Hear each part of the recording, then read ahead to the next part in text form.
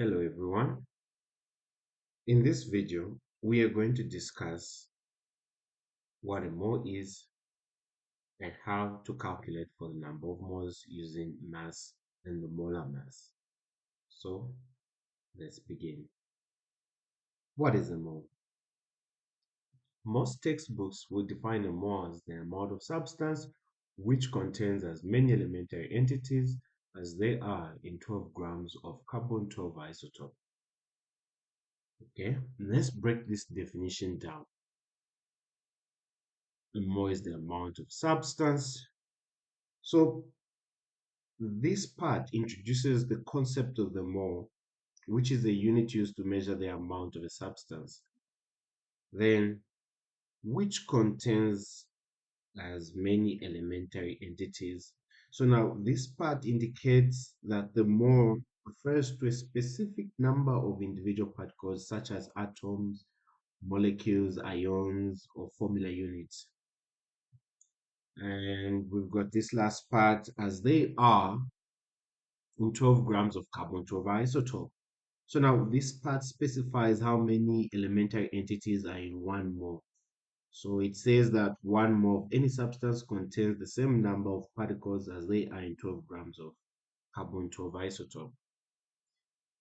But we can define the mole in another way as well. We can define the mole as a counting unit consisting of 6.02 by 10 to the power 23. All right. So it's just a counting unit, we can simply say. It's a counting unit used in chemistry.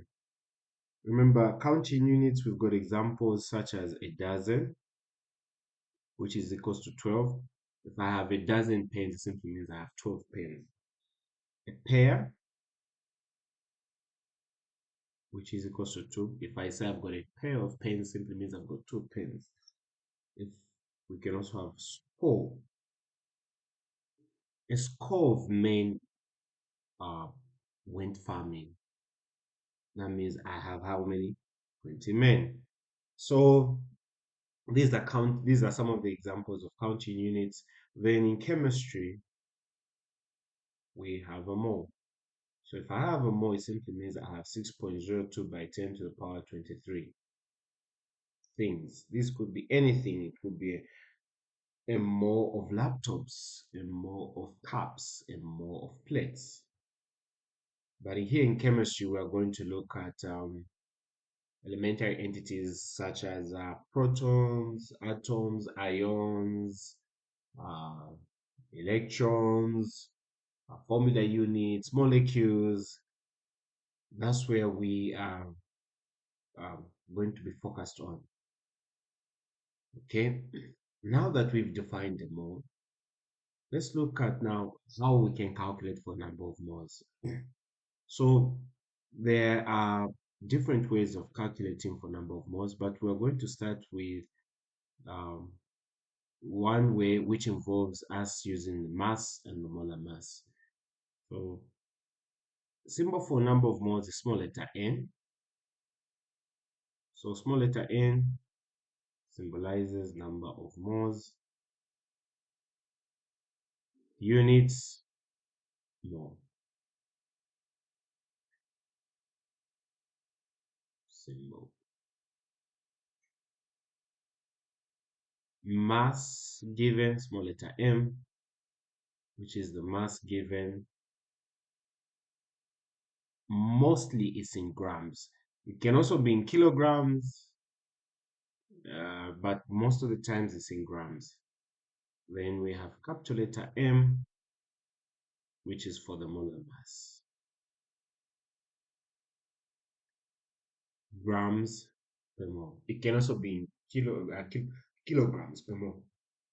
So using these three, the formula that is used is number of moles is equals to mass over molar mass.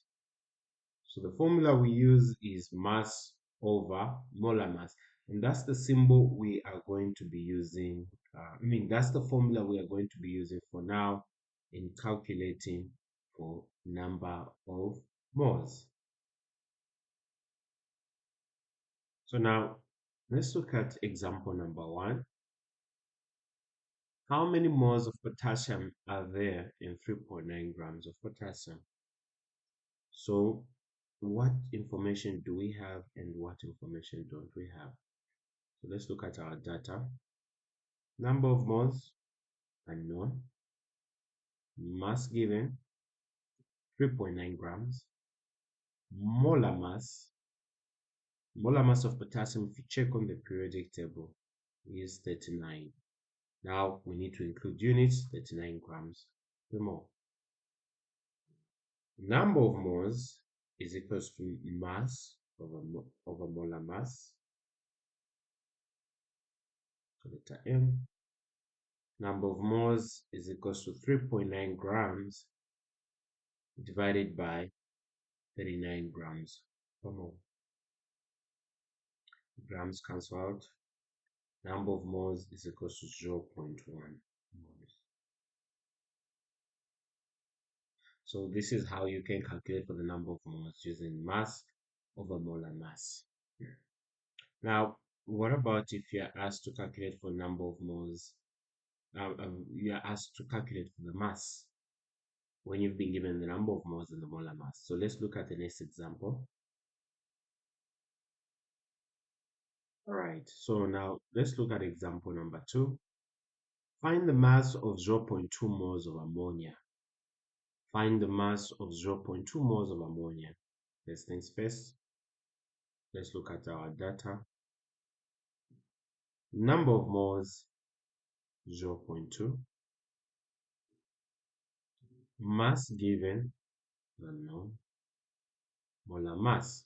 So for the molar mass, we're going to calculate for it the way we would calculate for the relative molecular mass. The exception that once we're done calculating for the relative molecular mass, we are going to add units which are grams per mole. So ammonia, we have 3 atoms of hydrogen and the relative atomic mass is 1. 1 atom of nitrogen and the relative atomic mass is 14. So we have 14, 3 there. What are we getting? 17. Now remember, it's molar mass. Molar mass, we're going to add units, grams per mole. So the molar mass is 17 grams per mole. Okay, now that we found the molar mass, let's plug our information in our equation. Number of moles is equals to mass over molar mass. Sorry. So our task is to find the mass given. So we make M the subject to the formula, and this gives us number of moles multiplied by the molar mass, which is equals to mass is equals to 0.2 multiplied by 17 grams per mole, and this gives us an answer of, okay, so just pass this on my calculator. This is giving us 3.4 grams. 3.4 grams. So that's how you can determine the mass given using the number of moles and the molar mass. Now, what about if you're asked to determine or to calculate for for the molar mass when you've been given the number of moles and the mass given? Let's look at example number 3. So, example number 3, it says calculate the molar mass of 2.5 moles of a substance weighing 100 grams. So what do? First things first, we need to know the information that's missing and the information available. Number of moles, 2.5 moles. 2.5 moles.